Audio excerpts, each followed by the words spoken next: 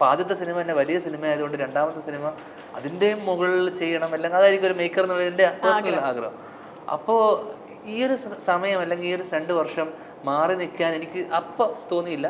പിന്നെ ഞാൻ മനോരമയിൽ പറഞ്ഞ പോലെ തന്നെ എൻ്റെ ഒരു റീഹാബ് പോലെയാണ് ഞാൻ അതിനെ കണക്കാക്കിയിരുന്നത്. കുറച്ച് ശീലങ്ങളും ദുശീലങ്ങളൊക്കെ ഉണ്ടായിരുന്നു, അതൊക്കെ ഒഴിവാക്കണം എന്നുള്ള രീതിയിൽ തന്നെ ഞാൻ തീരുമാനം എടുത്തു.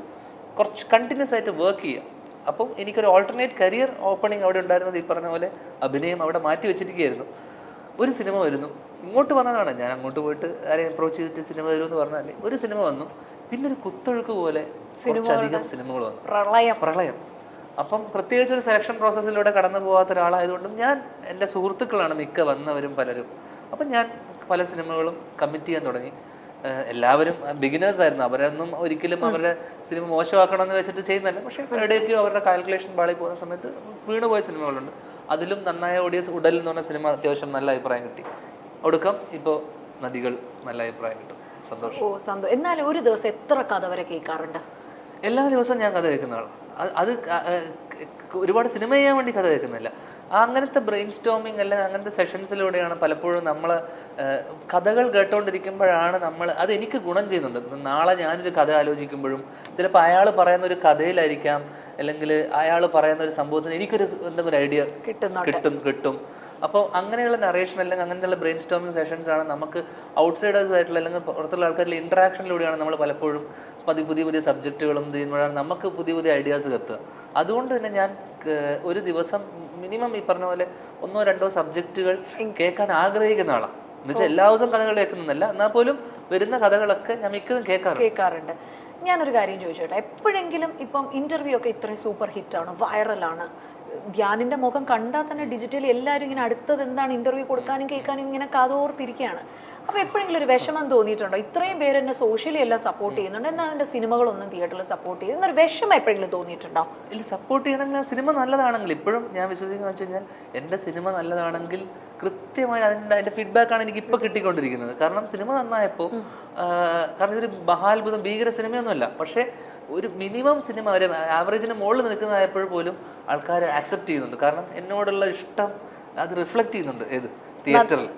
അപ്പോൾ ആ രീതിയിൽ ഞാൻ വിചാരിക്കുന്നത് സിനിമ കണ്ടന്റ് നല്ലതാണെങ്കിൽ അവർക്ക് ഈ പറഞ്ഞ പോലെ എനിക്ക് ഓൾറെഡി ഡിജിറ്റൽ അല്ലെങ്കിൽ ഇങ്ങനെ ഒരു സ്വീകാര്യത കിട്ടിയപ്പോൾ എൻ്റെ ഒരു സിനിമ നന്നായാൽ മതി. അപ്പോൾ ഇങ്ങനൊരു സ്വീകാര്യത അല്ലെങ്കിൽ ഒരു വെൽക്കമിങ് കിട്ടുമെന്ന് ഞാൻ ആക്ച്വലി ആഗ്രഹിച്ചിരുന്നുമില്ല, ഞാൻ ചിന്തിച്ചിരുന്നുമില്ല. ഒരു ഫ്ലോയിൽ കുറെ കാര്യങ്ങൾ പറഞ്ഞപ്പോൾ അവരുടെ വീട്ടിലൊരാളായി മാറി പെട്ടെന്ന് ഒരു സുപ്രഭാതത്തിൽ. ഞാൻ കഴിഞ്ഞ 2 വർഷത്തിനിടയിൽ അല്ല, തലതെറിച്ച എല്ലാ കുടുംബത്തിലും കാണുമല്ലോ ഒരു തലതെറിച്ച ചെക്കൻ. സ്നേഹമാണ് അതായത് പറഞ്ഞത്, ചീത്ത കുട്ടികളോട് എപ്പോഴും കുടുംബക്കാർക്കും ഒക്കെ ഒരു വേറൊരു ലെവൽ ഓഫ് അനുകമ്പയും ഒരു ഇഷ്ടമുണ്ടാവും. ചീത്തക്കുട്ടി അങ്ങനെ സ്റ്റാമ്പ് ചെയ്ത് അങ്ങനെ ഒരു ബാഡ്ജ് എനിക്ക് കിട്ടി. അപ്പോൾ അങ്ങനെയുള്ള ഒരാളായതുകൊണ്ട് തന്നെ അവരുടെ വീട്ടിലൊക്കെ എല്ലാ കുടുംബത്തിലും പലരും എന്നോട് പറഞ്ഞു വെച്ചാൽ ചേട്ടനെ പോലെ ഒരാൾ ഞങ്ങളുടെ കുടുംബത്തിലുണ്ട്. അങ്ങനെ എല്ലാ കുടുംബത്തിലും ഉണ്ടാവും ഒരു മറ്റേ എന്താ പറയണ്ട കുത്തിത്തിരിപ്പും എല്ലാ പ്രശ്നക്കാരനും അല്ലെങ്കിൽ അലമ്പനായിട്ടുള്ള അങ്ങനെ അലമ്പനാണ് ഞാൻ. അപ്പോൾ ആയിരുന്നു ഞാൻ ഒരു കാലം വരെ. അപ്പോൾ ആ കഥകളാണ് ഞാൻ പലപ്പോഴും എൻ്റെ രീതിയിൽ കുറച്ച് മസാലയൊക്കെ ചേർത്തിട്ട് ഞാൻ പല കഥകളും പറഞ്ഞു. ആ കഥകളിലൂടെയാണ് എനിക്ക് സ്വാഭാവികമായിട്ടും എനിക്ക് ഒരു സ്വീകാര്യതയും ആൾക്കാർ ഇഷ്ടപ്പെട്ടു തുടങ്ങി. പിന്നെ കഥ പറച്ചൽ പണ്ട് മുതലേ ഉള്ളൊരു അല്ല. എന്നാൽ ഈ ഒരു പ്രായത്തിൽ ഇത്ര എക്സ്പീരിയൻസ് എവിടെയാണ്? കാരണം പല കഥകളും വീട്ടിൽ നിന്നാണ്, പലതും അച്ഛനായ ശ്രീനിവാസൻ സാറിനെ പറ്റിയാണ് അല്ലെങ്കിൽ വിനീതേട്ടനെ പറ്റിയാണ്. ഇത്ര എക്സ്പീരിയൻസ് നിങ്ങൾ ഈ കുഞ്ഞുനാൾ തൊട്ട് ഇതിങ്ങനെ നോക്കിക്കൊണ്ടിരിക്കുമായിരുന്നു. ഇതെങ്ങനെ എവിടെ നിന്ന് ഇങ്ങനെ ഈ ഓർമ്മയിൽ സൂക്ഷിച്ചു വയ്ക്കുന്നതിനെ? അല്ല, ഞാൻ പറഞ്ഞ ഇതിനെയൊക്കെ ഞാൻ എൻ്റെ കഥകളിലൊക്കെ ഞാൻ പറഞ്ഞിരുന്ന കഥകളിലൊക്കെ ഞാൻ പറഞ്ഞ കാര്യങ്ങളിൽ പോലും ഇപ്പം ഞാൻ എൻ്റെ വീട്ടിൽ ഒരു തവണ കല്ല് ചെത്താൻ വേണ്ടി വന്ന ഒരാളടുത്ത് ഞാൻ ചോദിച്ചു, പുള്ളി ഇങ്ങനെ ചെത്തുന്ന കണ്ടിട്ട് ഞാനൊരു കഥ ഇൻ്റർവ്യൂവിൽ പറഞ്ഞാൽ പുള്ളി എന്നോട് പറഞ്ഞു, മോനെ പഠിക്കണമെന്ന് ചോദിച്ചു ഇത് ചെത്തുന്ന കണ്ടിട്ട്. ഞാനപ്പം പറഞ്ഞു, നിൻ്റെ വീട്ടിൽ AC ഉണ്ടോ എന്ന് ചോദിച്ചു. നീ ചെത്തി ഇത് ഈ പണി തന്നെ ചെയ്തു. അപ്പം ഭയങ്കര അറഗൻസ് ആണ് ആ സമയത്ത്. പിന്നെ ഞാൻ കുറച്ച് റൂം പോയിട്ട് പിന്നെ ഞാൻ ആ പ്രായത്തിൽ തന്നെ ഞാൻ ചോദിച്ചു, എന്തൊരു പോട്ട് എങ്ങനെയൊക്കെ ചോദിക്കണം, ഞാനെന്തൊരു കിഴങ്ങനായിരിക്കണം. അപ്പം എനിക്ക് അന്ന് തന്നെ ഞാൻ തന്നെയായിരുന്നു എൻ്റെ ഏറ്റവും വലിയ ക്രിട്ടിക്.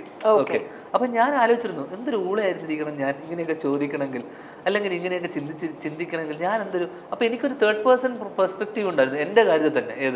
മൂന്നാമതൊരാൾ ഇതിനെ അനലൈസ് ചെയ്യുമ്പോൾ ഇവരെന്തൊരു തല്ലിപ്പൊളിയാന്നുള്ളൊരു സാധനം എനിക്ക് എന്നെ പറ്റി തന്നെ പലപ്പോഴും തോന്നിയിട്ടുണ്ട്. അതാണ് ഞാൻ മദ്യപിച്ചിരുന്ന സമയത്തും റിയാലിറ്റിയിലോട്ട് വരുന്ന സമയത്ത് ഞാൻ പലപ്പോഴും വിചാരിച്ചിട്ടുണ്ട് എന്തൊരു കൂതറയായിരുന്നു ഇന്നലെ. ഇന്നലെ ഇത്രയും ഓവറായി കുറ്റബോധം തോന്നാറുണ്ടായിരുന്നു അന്ന്. ഈ കള്ളുകൂടിയന്മാർക്ക് പറയാറുണ്ട്, ഈ കള്ളു കുടിച്ച് പിറ്റേ ദിവസം രാവിലെ എണീറ്റ് കഴിയുമ്പോൾ ഭയങ്കരമായിട്ടും കുറ്റബോധം. കുറ്റബോധത്തിനേക്കാളും കുറ്റബോധമല്ല, എനിക്ക് പലപ്പോഴും തോന്നിയിട്ടുണ്ട് എന്തിനാ ഇങ്ങനെയൊക്കെ പറയണമായിരുന്നു. അല്ലെങ്കിൽ ഞാൻ എന്നുവെച്ചാൽ എൻ്റെ കൂടെ ഇരിക്കുന്ന ആൾക്കാരെയൊക്കെ ഞാൻ തറം പറ്റിക്കുക എന്നൊക്കെ പറഞ്ഞ പോലെ ഷെയിം ചെയ്ത് വിടില്ലേ, കളിയാക്കുക ഇതാക്കുക. അപ്പം അലമ്പാക്കില്ല, ഒരു പരിപാടിക്കകത്ത് നിന്നിട്ട് കുളമാക്കുമല്ലോ, ആ കുളമാക്കലായിട്ടായിരുന്നു. പ്ലസ് ഫൺ ലവിങ് ആയിരുന്നു അന്നും ഇന്നും. പിന്നെ നമ്മളുള്ള സ്ഥലത്ത് നമ്മൾ തമാശ പറഞ്ഞ് നമ്മൾ ഹാപ്പിനെസ് സ്പ്രെഡ് ചെയ്യുക എന്നുള്ളൊരു സാധനം അന്നും ഇന്നുണ്ടായിരുന്നു. പക്ഷേ എന്നാൽ പോലും ഒരു ലെവൽ വിട്ട് കഴിഞ്ഞാൽ ഞാൻ പറയാം എന്നുള്ള സാധനം. അപ്പോൾ പിറ്റേ ദിവസം ആകുമ്പോൾ റിയാലിറ്റിയിലോട്ട് ഞാൻ വരുമ്പോൾ ഇത്രയൊക്കെ വേണ്ടി എന്തിനായിരുന്നു, എന്തൊക്കെയാ പറഞ്ഞത്, ഇങ്ങനെയൊക്കെ സംസാരിക്കേണ്ടിയിരുന്നില്ലല്ലോ. കള്ളുകൂടി എല്ലാം ഇപ്പൊ പൂർണ്ണമായിട്ടും കള്ളുകൂടി, സിന്തറ്റിക് ഡ്രഗ്സ് എല്ലാം മാറ്റി. പുകവലി ഷൂട്ടിനിടയിൽ മാത്രം പുകവലിക്കുന്നുണ്ട്, ബാക്കി എല്ലാം എന്നേക്കുമായിട്ട് അവസാനിക്കും. എല്ലാം ഫുൾ സ്റ്റോപ്പ്. പെട്ടെന്ന് ഒരു ദിവസമാണ് അത് ചിന്ത വന്നത്, ഇന്ന് ഞാൻ നിർത്തും, ഇനി ഈ മൊമെന്റ് തൊട്ട്, അങ്ങനെ ഒരു ചിന്തയായിരുന്നു.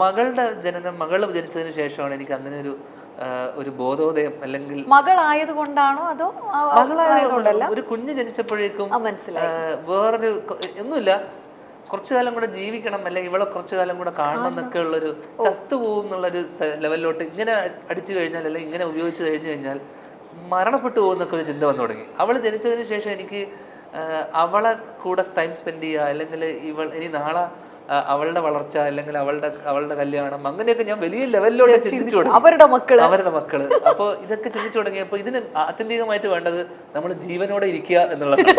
അത് ജീവനോടെ ഇരിക്കണമെങ്കിൽ ഇത്തരം ശീലങ്ങൾ ഉണ്ടെങ്കിൽ ഒരിക്കലും അധികകാലം ജീവിക്കില്ല. അതിന് മുമ്പ് കാരണം നിങ്ങളുടെ രണ്ടുപേരുടെ അർപ്പിതയുടെ ഒരു ലവ് മാരേജ് ആയിരുന്നു. അപ്പൊ അർപ്പിത ഒന്നും പറഞ്ഞിട്ടില്ല ഇത് നിർത്തണം? തീർച്ചയായിട്ടും പറഞ്ഞിട്ടുണ്ട്. പക്ഷെ കാമുകിമാര് നമ്മൾ ഇതുപോലത്തെ കാര്യങ്ങൾ പറയുമ്പോൾ നമ്മളെ മൈൻഡ് ആക്കില്ലല്ലോ സ്വാഭാവികമായിട്ടും. ഭാര്യയായിട്ട് വന്നപ്പോഴും ഭാര്യയായിട്ട് വന്ന ഒരു 1.5 വർഷം കഴിഞ്ഞപ്പോഴേ, കാരണം ഞങ്ങൾ ഒരുമിച്ചിരുന്ന് ചെറിയ രീതിയിൽ അടിച്ചുകൊണ്ടിരുന്ന ആൾക്കാരാണ്, ഞങ്ങൾ ഒരുമിച്ച് ചില്ലിക്കൊണ്ടിരുന്ന ആൾക്കാർ ഇത്. അപ്പോൾ അവൾ അതിനെ പ്രോത്സാഹിപ്പിച്ചിരുന്നുമില്ല. പക്ഷെ എന്നാൽ പോലും എന്നോട് പറഞ്ഞിരുന്നു ഒരു ലിമിറ്റ്.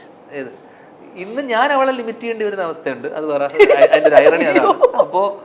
അപ്പോൾ അന്ന് പറഞ്ഞത് ഇതൊക്കെ കുറച്ച് കാലം കഴിയുമ്പോൾ നിർത്താം. ഞാൻ പറഞ്ഞു നിർത്താം പതിയെ പക്ഷെ അതിൻ്റെ ഒരു കാരണം പോലെ, അല്ലെങ്കിൽ എൻ്റെ ജീവിതത്തിൽ ഒരു പെൺകുഞ്ഞുണ്ടാകുമ്പോഴേക്ക് അതൊക്കെ ഒരു സുപ്രഭാതത്തിൽ ഇതൊക്കെ ഒരാളുടെ വരവോടുകൂടി ഇതെല്ലാം നിർത്തേണ്ടി വരുന്നൊരു സാഹചര്യം ഉണ്ടാവുകയും ഞാനൊരു തീരുമാനം എടുക്കുകയും ചെയ്തത്. ഓ സ്വീറ്റ്. അല്ല, ഇപ്പം ഞാനൊരു കാര്യം കൂടെ ചോദിച്ചോട്ടെ. സാധാരണ ഈ കള്ളുകൂടിയന്മാർക്ക്, ഞാൻ അന്നത്തെ കാലത്താണ് പറയുന്നത്, ഭയങ്കര സിഗ്നേച്ചർ എന്തെങ്കിലും കാണും. ചില കള്ളുകൂടിയന്മാർ 3 പെഗ്ഗൊക്കെ കഴിഞ്ഞു കഴിഞ്ഞാൽ കരയുക, ഓവറായിട്ട് ചിരിക്കുക, പാട്ട് പാടുക, തെറി വിളിക്കുക, അങ്ങനെ ധ്യാനം ഭയങ്കരമായിട്ട്. ഈ പറഞ്ഞ എല്ലാം ഉണ്ടായിരുന്നു. ഇതിലിപ്പോ പറഞ്ഞ ഒന്നും തന്നെ ഒഴിവാക്കാൻ പറ്റില്ല. ഈ പറഞ്ഞ മീര പറഞ്ഞ ഇതിന്റെ എല്ലാം ഓരോ ഘട്ടങ്ങളായിട്ടാ. കുറച്ച് കഴിയാൻ പാടും, ചീത്ത വിളിക്കും, അലമ്പും, അടിയുണ്ടാക്കും, എന്തൊക്കെ നോയ്സൻസ് ഉണ്ടാക്കാൻ പറ്റുമോ, എന്തൊക്കെ എന്റർടൈൻമെന്റ് പ്ലസ് നോയ്സൻസാ അതിന്റെ ഒരു. കാരണം നേരം വെളുപ്പിക്കുക എന്നുള്ളതായിരുന്നു എൻ്റെ ഒരു. രാത്രി അടി തുടങ്ങിയാൽ പിന്നെ വെളിച്ചം കാണുന്നവർ അടിക്കണം, ഈ വെളിച്ചം കണ്ടിട്ടേ നിർത്തുള്ളൂ, അതായിരുന്നു ശീലം. അപ്പൊ അതിൽ എത്ര എണ്ണം അടിക്കുന്നു, ഇത്ര അടിച്ചാൽ ഫിറ്റാവും, അങ്ങനെയൊന്നുമില്ല, അടിച്ചോടിരിക്കില്ലായിരുന്നു. നേരം വെളുപ്പിക്കുന്നവരെ ഈ പരിപാടി ചടങ്ങ് തീർത്ത് എന്തെങ്കിലും ഈ പറഞ്ഞാലോ കള്ളുകൂടി ഓവറായിട്ട് ഈ വണ്ടി ഓടിച്ചിട്ട് വന്നു വല്ല കേസോ അങ്ങനെ എന്തെങ്കിലും വന്നിട്ടുണ്ടോ? അങ്ങനെ ഓടിക്കാൻ പോയി ബോധം ഉണ്ടായിട്ട് പുറത്തിറങ്ങാൻ പോയി പറ്റാത്ത അവസ്ഥയല്ലേ. അതുകൊണ്ട് എനിക്ക് ഡ്രിങ്ക് ആൻഡ് ഡ്രൈവിന് ചെന്നൈയിൽ ഒരുപാട് ഇഷ്യൂസ് ഉണ്ടായിട്ടുണ്ട്. ചെറിയ ക്യാമറ ഒന്നും ഇല്ല, അന്ധകാലല്ലേ. അന്ധകാലത്ത് കുറെ ഡ്രിങ്ക് ആൻഡ് ഡ്രൈവ്. പിന്നെ അവിടെ തമിഴ്നാട് പോലീസ് ഭയങ്കര സഹകരണമാണ്. കുറച്ച് പൈസ കൊടുത്തു കഴിഞ്ഞാൽ അവർ അപ്പം തന്നെ നമ്മളെ വലിയ പ്രശ്നക്കാരല്ല. ഇവിടത്തെ പോലെ സ്ട്രിക്റ്റ് അല്ല, കുറച്ച് പൈസ. പിന്നെ അവർക്ക് വരുമ്പോൾ നമ്മളെ ഒരു വരവ് കണ്ടാൽ തന്നെ അറിയാം അവ അടിച്ചിട്ടുണ്ട്. പിന്നെ എൻ്റെ വണ്ടി ആ സമയത്ത് എന്താ പറയണ്ടേ, കണ്ടാൽ ഒരു ഫ്രൈഡേ നൈറ്റ് അല്ലെങ്കിൽ സാറ്റർഡേ നൈറ്റ് അല്ലെങ്കിൽ പാർട്ടിക്കൊക്കെ പോയിട്ട് തിരിച്ചു വരുമ്പോഴേ, അല്ലെങ്കിൽ പാർട്ടിയൊക്കെ കഴിഞ്ഞിട്ട് തിരിച്ചു വരുമ്പോൾ സ്വാഭാവികമായിട്ടും സ്ഥിരം ചെക്കിംഗ് ഉള്ള 2 സ്ഥലങ്ങളുണ്ട് ആ സമയത്ത്. അവിടെയൊക്കെ കാണുമ്പോൾ തന്നെ സാർ എന്ന് പറയുന്ന പോലെ ഞാൻ സാറെന്ന് വിളിക്കുന്നു, അവിടെ അപ്പം തന്നെ സെറ്റിൽമെന്റ് നടക്കുന്നു, പറഞ്ഞു വിടുന്നു. ഒരു സ്ഥിരം ഒരാളാണ്, അവരുടെ ഒരു ഫാമിലി മെമ്പർ. കാര്യം ഞാൻ ഈ ഇന്റർവ്യൂ എന്ന് പറയുന്ന കുറേ കാലമായിട്ട് ഇങ്ങനെ ധ്യാനമായിട്ട് ഒരു അഭിമുഖം ചെയ്യണമെന്ന് വിളിക്കുമ്പോഴും എനിക്കിപ്പോൾ ഭയങ്കര ആഗ്രഹമായി. കാരണം I want sit with you, I want have a chat. കാരണം ഞാൻ ഒരുപാട് എൻജോയ് ചെയ്യുന്ന ഇന്റർവ്യൂസ് ആണ് ധ്യാനിൻ്റെത്. അപ്പോൾ ഈ കള്ളുകൂടിയുടെ ഒരു സീസണൊക്കെ കഴിഞ്ഞു എന്ന് പറഞ്ഞു, ഇപ്പം കംപ്ലീറ്റ്ലി ഒരു ന്യൂ മാൻ ആണ്. അതിനങ്ങനെ ഒരു വാക്കിന്. എന്നാലും മകളുടെ ഒരു ജനനത്തിന് ശേഷം എല്ലാം നിർത്തി ഒരു പുതു മനുഷ്യൻ, എന്താ മന്നവൻ ഇങ്ങനെ ഒരു പുതിയ മനുഷ്യനായിട്ട് മാറിക്കഴിഞ്ഞു. അപ്പൊ ഈ ചേട്ടനോ അച്ഛനോ ഒന്നും പറഞ്ഞിട്ടില്ല? കാരണം വിനീതേട്ടന് ഭയങ്കര ഒരു സ്ട്രോങ് ഇൻഫ്ലുവൻസ് ഉണ്ടെന്ന് എനിക്കറിയാം. പറഞ്ഞിട്ടുണ്ട് ഒരുപാട്. അതൊന്നും ആ പ്രായത്തിലൊന്നും നമ്മൾ ആര് പറയുന്നതും കേൾക്കാനോ അല്ലെങ്കിൽ വകവെക്കാനോ. കാരണം ചേട്ടൻ എൻ്റെ കാര്യത്തിൽ ഭയങ്കര വളരെ ഇമോഷണലായിട്ട് എൻ്റെ അടുത്ത് കരഞ്ഞുകൊണ്ടൊക്കെ നീ ഭഗവതി നിർത്തണം, നീ ഈ പറഞ്ഞ ശീലങ്ങളൊക്കെ നിർത്തണം എന്നോട് പലപ്പോഴായിട്ട് ലൈഫിൽ ഞാൻ പറഞ്ഞ ഇപ്പോഴല്ല, കുറച്ച് വർഷങ്ങൾ മുന്നേ ഒരുപാട് തവണ എന്നോട് പറഞ്ഞിട്ടുണ്ട്. വളരെ ഇമോഷണലായിട്ട് എന്ന് വെച്ചാൽ കണ്ണൊക്കെ നിറഞ്ഞിട്ട്. കാരണം ഒന്നും കൊണ്ടല്ല, ചിലപ്പോൾ ഇതിപ്പോൾ നേരത്തെ പറഞ്ഞ പോലെ അധികകാലം ഞാൻ ഉണ്ടാവില്ല എന്നുള്ളൊരു തോന്നൽ വന്നതിന് ശേഷമായിരിക്കും. കാരണം അത്രയധികം ഇങ്ങനെ പോവുകയാണെങ്കിൽ, ഈ പോക്ക് പോവുകയാണെങ്കിൽ. എന്നാലും ഒരു ദിവസം എത്ര കുപ്പി വരെ കഴിക്കുമായിരുന്നു നല്ല കഴിച്ചുകൊണ്ടിരുന്ന സമയത്തെ? നല്ല അങ്ങനെ ഒരു കണക്ക്, കൃത്യമായിട്ടൊരു കണക്ക് പറയാൻ പറ്റില്ല. ഈസിലി ഒരു ഫുള്ളൊക്കെ അടിക്കുമായിരുന്നു. ആണല്ലേ? ഒറ്റയ്ക്ക് എന്നുവെച്ചാൽ എല്ലാവരും ഇരിക്കുന്ന സർക്കിളിൽ നമ്മൾ ഒരു കുറച്ച് ലിറ്റർ കണക്കിന് എടുത്തിട്ട് നമ്മൾ അത്യാവശ്യം, ഞാൻ പറഞ്ഞില്ലേ, നേരം വെളുപ്പിക്കലായിരുന്നു. ആണ്. എന്നാലും ഒരു റിച്ച് കിഡ് ആയിരുന്നത് കൊണ്ടേ, സ്പോയിൽഡ് റിച്ച് കിഡ് ആയിരുന്നോണ്ട് ഈ പൈസ ഇടുന്ന ഷെയർ ആണോ അതോ എങ്ങനെയാണ് ധ്യാനിന്റെ എല്ലാരും അങ്ങ്? അല്ലല്ല, അങ്ങനെയൊന്നും നമ്മള് കൂട്ടായ്മ ആയതുകൊണ്ട് തന്നെ പ്രത്യേകിച്ച് നമ്മൾ ഇതിനൊരു ഈ കാര്യം വരുമ്പോൾ എല്ലാവരും ഒരുമിച്ചെത്തും. അതുകൊണ്ട് നമ്മളുടെ ഇടയിൽ അങ്ങനെ ഒരു ഇതൊന്നുമില്ല, ഇന്ന് ഞാൻ നാളെ നീ എന്നുള്ള പരിപാടിയായിരുന്നു. അല്ല, ഈ നദികൾ സുന്ദരി യമുന പറയുമ്പോൾ ഭയങ്കര വൈറലായ ഒരു സംഭവമാണ്. ശ്രീനിയേട്ടൻ ഇത് കാണാനായിട്ട് വീൽ ചെയറിൽ വന്നിട്ടുണ്ടായിരുന്നു. അപ്പോ അമ്മ ഉണ്ടായിരുന്നു. അച്ഛൻ കണ്ടിട്ട് പേഴ്സണലി എന്നാ പറഞ്ഞു ധ്യാൻ്റെ അടുത്ത്? പേഴ്സണലി ഞാൻ ആക്ച്വലി അച്ഛനെ കണ്ടിട്ടില്ല അതിന് ശേഷം. കാരണം ഞാൻ ഷൂട്ടിലായിരുന്നു, ഞാൻ വയനാട് നിന്ന് ഇപ്പോൾ വരുന്നത്. പക്ഷേ അമ്മയോട് ഞാൻ അന്ന് രാത്രി തന്നെ വിളിച്ച് ചോദിച്ചു അച്ഛന് ഇഷ്ടമായിരുന്നു. അമ്മ പറഞ്ഞു അച്ഛന് ഇഷ്ടമായി. കാരണം ഞാൻ അച്ഛനും അമ്മയും കാണണം അല്ലെങ്കിൽ അങ്ങനെ ഞാൻ ക്ഷണിച്ചപ്പോൾ ഞാൻ വിചാരിച്ചില്ല അച്ഛൻ ആക്ച്വലി വരും എന്നുള്ള കാര്യം പോലും. പക്ഷെ അച്ഛൻ അത്രയും വയ്യായ്മ നിന്നിട്ട് പോലും അച്ഛൻ വന്നു. അച്ഛൻ ആ സിനിമ തീരുന്നവരെ ഇരുന്നു, കണ്ടു, ഇഷ്ടമായി. നമ്മ രാത്രി വിളിച്ച് പറഞ്ഞപ്പോൾ എനിക്ക് അതിനപ്പുറം, അപ്പം ഞാൻ കഴിഞ്ഞൊരു ഇൻ്റർവ്യൂവിലും പറഞ്ഞു അതിനേക്കാളും വലിയ സന്തോഷമാണ് ഞാൻ അച്ഛനൊരു നേരത്തെ ഭക്ഷണം ഉണ്ടാക്കി കൊടുത്തിട്ട് അച്ഛൻ അതിന് നല്ലത് പറയുമ്പോൾ.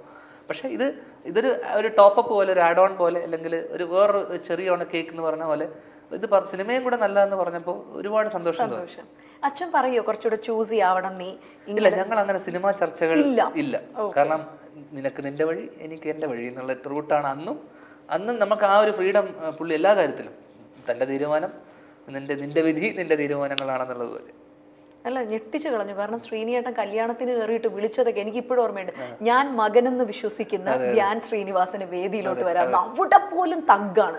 ഈ തഗ് ശരിക്കും ഇങ്ങനെ ബ്ലഡ് ലൈനിൽ കിട്ടിയതാണോ? പൊളിറ്റിക്കലി ഇൻകറക്റ്റ് ആണ് അത് പറഞ്ഞു വരുമ്പോൾ, അല്ലേ? പൊളിറ്റിക്കലി റോങ് ആണ്. മകനെന്ന് വിശ്വസിക്കുന്ന. അപ്പൊ അവിടെ പോലും നമ്മളിപ്പോ പൊളിറ്റിക്കൽ കറക്റ്റ്നെസിന്റെ കാലത്താണ് നിൽക്കുന്നത്. അങ്ങനെ നോക്കുമ്പോൾ വളരെ പൊളിറ്റിക്കലി റോങ് ആണ്. അതിനെ എനിക്ക് വേണമെങ്കിൽ എന്നെ കേസ് കൊടുക്കാവുന്നതേ ഉള്ളൂ.